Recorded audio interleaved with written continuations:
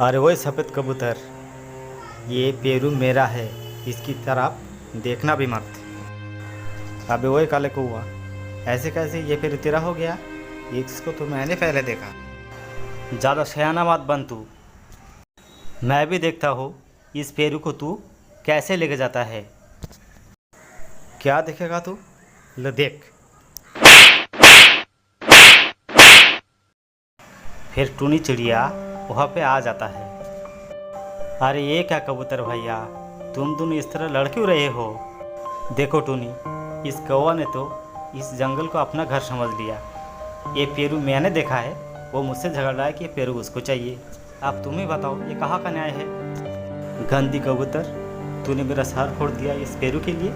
इसका बदला मैं नहीं लिया तो मेरा नाम काले कौवा नहीं है, तो याद रख तू। ऐसा ही बोलकर कौवा वहाँ से चला जाता है। कबूतर भैया, आप तो जानते हो ये कालो कितना हरामी है। अब ना जाने वो इसके लिए क्या क्या कर बैठेगा। वो कुछ भी करे, मैं देख लूँगा उसे। अरे कालू, ये तुम्हारे सर किसने फोड़ दी? बहुत सारा खून निकल रहा है। वो साला सफ़ेद कबूतर ने मुझे बहुत मारा, मेरा सर भी फोड़ दिया। ये तो अच्छा हुआ कि टूनी आके मेरे को छुड़ा लिया था।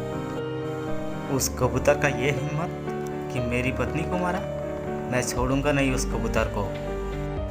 लेकिन माँ, कबूतर अंकल तो बहुत अच्छा है, वो किसी से तो लड़ाई नहीं करता, पर उसने हर रोज़ मुझे भोजन खिलाते हैं। अबे चुप कर जा तू, मेरी बेटी होकर उस गंदी कबूतर का तारीफ करने लग गए। हाँ जी, तुम कुछ करो वरना वो समझेंगे मैं डर गई हूँ उससे। अब तो मैं उसे जान से ही मार दूंगा। मैं अब भी जाता हूँ मेरी मामा के पास उसे मारने का योजना बनाने के लिए।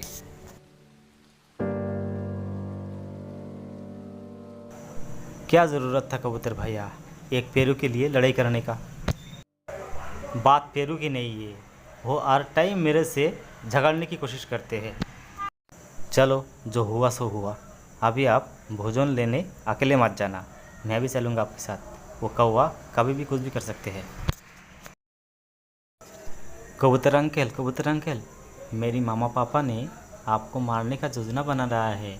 उसने किसी गुंडे के पास गया आपको मारने के लिए।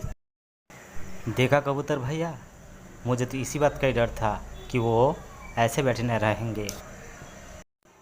अभी कुछ दिन आप घर से मत निकलिए। नहीं टूनी, मैं उससे नहीं डरता हूँ। इसे डरना नहीं कबूतर भैया, बल्कि समझदारी कहते हैं। देखो बच्चों, मैं तुम्हारी मामा को कुछ नहीं कहा, वो तो मुझसे झगड़ने लग गई एक पेरू के लिए। अंकल, मैं तो अपने पापा से कहा था कि आप बहुत अच्छे हो। तुम कबूतर अंकल को छोड़ दो, वो बहुत ही अच्छे हैं। मैं उन्हें समझाऊंगा कि वो आके आपको सॉरी बोले। ये तुम किस पर चली गई हो? तुम्हारी मम्मी पापा तो लड़ाई से नहीं डरते हैं, तो फिर तुम कैसे डरने लग गई?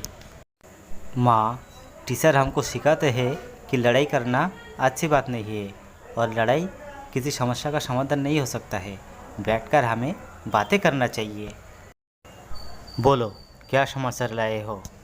आज रात उसने आग लेकर आएंगे और उस कबूतर के घर को जला देंगे।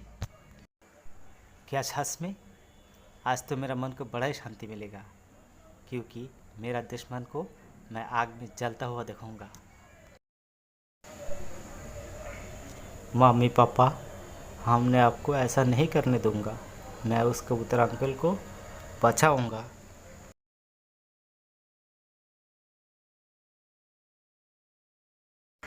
कबूतर अंकल, आप अपने आप को बचाइए। आज रात को मेरी पापा मम्मी ने आपको आग में जलाकर मारने का योजना बनाई है। ये तुम क्या कह रही हो बेटे? अंकल, मैंने अपना खुद कानों से सुना है। वो लोग आपको मारने की ही बात कर रहे थे। आप कहीं पर भी छुप जाइए अंकल। तुम बहुत अच्छे हो बेटा, तुम अपना मम्मी पापा जैसे नहीं हो, तुम्हारे दिल में प्यार है।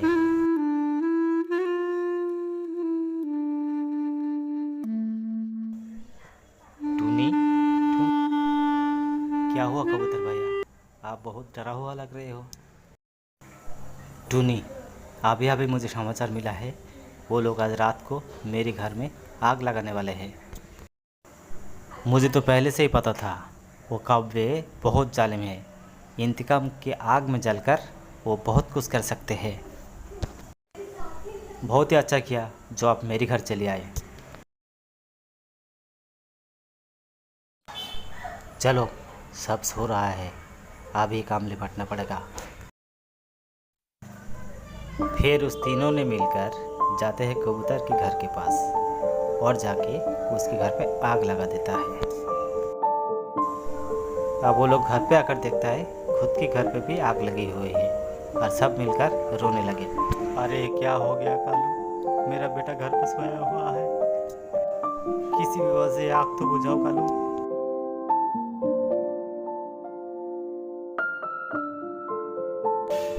अरे मेरे बच्चों, तुम जिंदा हो, तुम्हें जिंदा देखकर मैं बहुत खुश हूँ। माँ, जब तुम कबूतर अंकल के घर में आग लगाने को गए थे तो उसका पीछे पीछे हमारे घर में भी आग लग गए थे। इस बच्चे का शोर सुनकर हम लोग यहाँ आ गए थे और आग ज़्यादा होने से पहले हमने उसे घर से बाहर निकल लिए थे। मेरा घर जलाकर क्या तुम खुश हो कालू? किसी का बुरा करने जाओगे तो बुरा खुद का हो जाता है।